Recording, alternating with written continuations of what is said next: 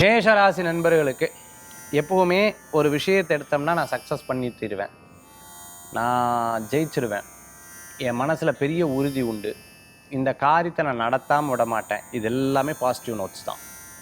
இதில் நான் மட்டும்தான் ஜெயிப்பேன். எனக்கு தெரிந்த அளவுக்கு உனக்கு தெரியுமா, என்னை யாரும் ஜெயிக்கடிக்க முடியாது. இவங்களாம் ஐயோ, இந்த நாலேஜ் என்கிட்ட அதை மட்டும்தான்.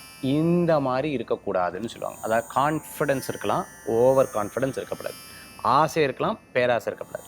ஒரு விஷயத்தில் நினைக்கலாம், அடுத்த நிலைக்கு கொண்டு போகக்கூடாது. நீங்கள் அப்படி இல்லை. ஆனால் நாள் நட்சத்திரம் தெரியாமல் அப்படி பேச வச்சிடும். கோபத்தை முன் கொண்டு வந்துடும். மற்றவங்களுடைய பேச்சு உங்களை தூண்டுறதாக கூட ஆக்கலாம். இதில் கவனமாக இருக்கணும். நம்மளுக்கு ஸ்ட்ரெஸ், ஏதோ ஒரு விஷயத்தை நினச்சி சப்ஜெக்ட் வேறையாக இருக்கும், அதுக்கு பின்னாடி வேறு இருக்கும், ஆனால் சப்ஜெக்ட் வேறையாக வந்துடும். இன்றைய தினத்தில் அப்படி இருக்கலாம். 11:55 வரைக்கும் இருக்குது. அதுக்கப்புறம் எல்லாமே சரியாயிடும்.